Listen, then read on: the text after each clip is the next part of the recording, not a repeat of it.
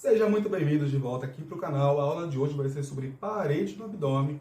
Então, para começar, eu quero que você se dispa de todo e qualquer preconceito e medo que você tem desse conteúdo. Vem leve, deixa a gente aprender aqui devagar, junto, de forma serena, tá bom?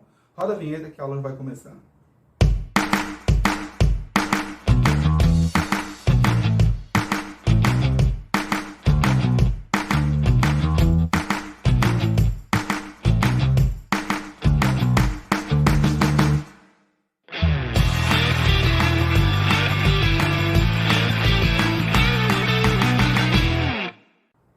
Muito bem, eu sei que numa hora dessa do vídeo você já está me seguindo, eu sei que você já curtiu o vídeo e já ativou o sininho para receber as notificações, então vamos lá. Parede do abdômen. Na aula de hoje eu vou falar exclusivamente da parede anterolateral do abdômen. Quando eu falo de tórax, eu estou falando de uma caixa formada por esqueleto que serve para proteger os órgãos vitais. Quando eu falo de abdômen, minha gente, os únicos ossos que estão presentes nesse segmento do corpo são minhas 5 vértebras lombares.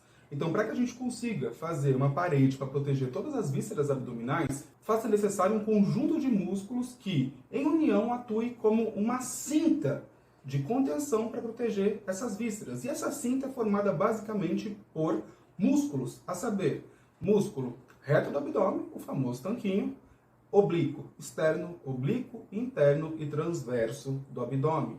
O que a gente vai fazer hoje aqui é entender como que cada um desses músculos se comporta na parede abdominal. Estamos aqui no nosso Atlas 3D e nessa vista anterior do abdômen a gente consegue observar músculo oblíquo externo do abdômen com as fibras que estão se dispondo de maneira oblíqua, como o próprio nome já diz, de lateral para medial aqui no sentido crânio caudal. E a gente percebe que a aponeurose do oblíquo externo ela vai revestir o músculo reto abdominal ao longo de toda a sua extensão.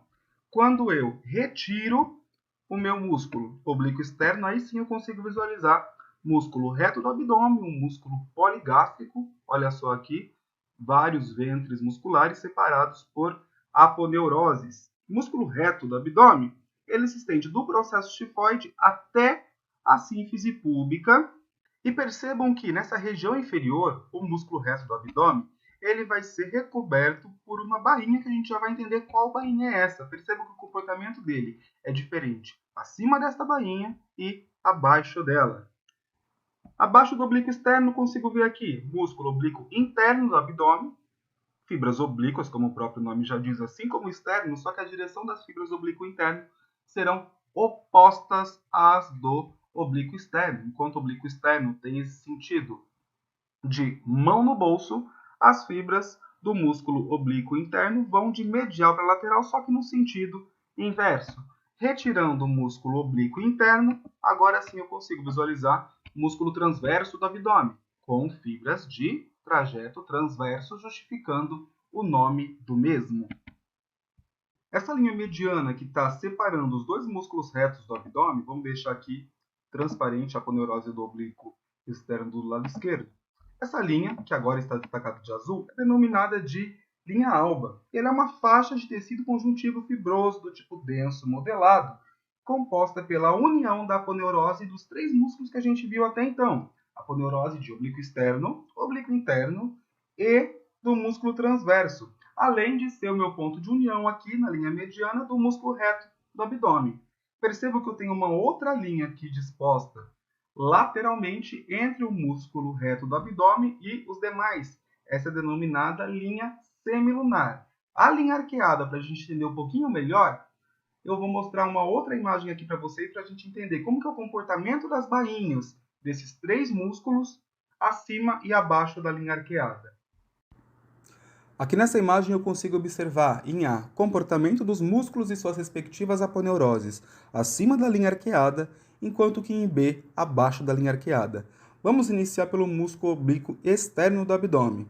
Minha gente, o músculo oblíquo externo vai ter a sua aponeurose revestindo anteriormente o músculo reto do abdômen ao longo de toda a sua extensão. Então eu não vou ter uma diferença topográfica acima ou abaixo da linha arqueada.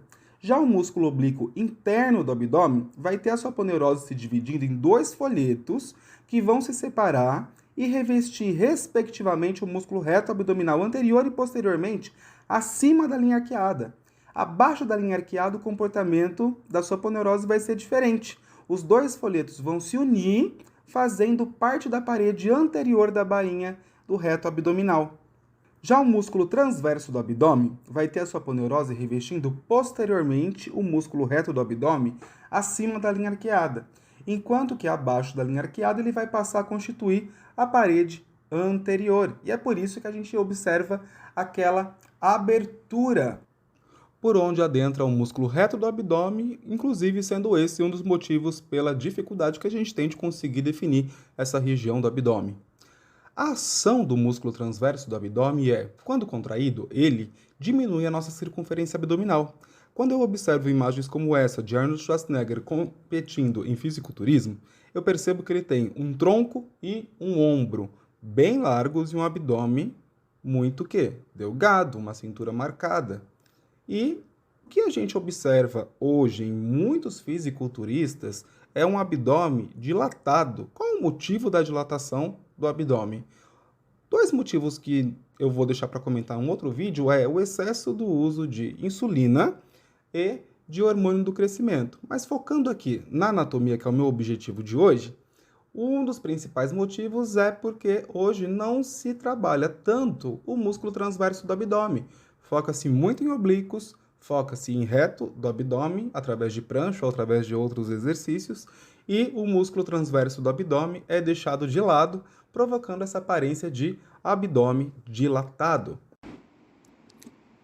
Se no laboratório da sua faculdade não tiver cadáver, provavelmente vai ser uma peça semelhante a essa que você vai ter para estudar a parede abdominal. Então aqui nessa vista anterior a gente consegue observar aqui músculo poligástrico, músculo reto do abdômen, com seus vários ventres. Aqui também eu observo o músculo reto, mas essa peça está representando já a aponeurose do músculo oblíquo externo, passando anteriormente ao músculo reto do abdômen. Por isso que está pintado com um tom um pouco mais acinzentado. Olha aqui o músculo oblíquo externo do abdômen, que, como o próprio nome diz, oblíquo possui fibras oblíquas, nesse sentido de mão no bolso, enquanto que deste outro lado eu observo o oblíquo interno, oblíquo externo, oblíquo interno. Aqui eu estou na mesma peça, tem um corte coronal, mas agora é uma vista posterior da parede anterior do abdômen, entenderam? Vista posterior da parede anterior do abdômen. Muito bem. Aqui eu vejo a linha alba, cicatriz umbilical, e olha a direção dessas fibras, musculatura transversa do abdômen, músculo transverso do abdômen, aquele que tem a função do quê? De diminuir o diâmetro do abdômen, que a gente acaba ativando quando faz abdominais hipopressivos. Professor, por que eu estou vendo aqui o músculo reto do abdômen, acima dele eu não estou observando?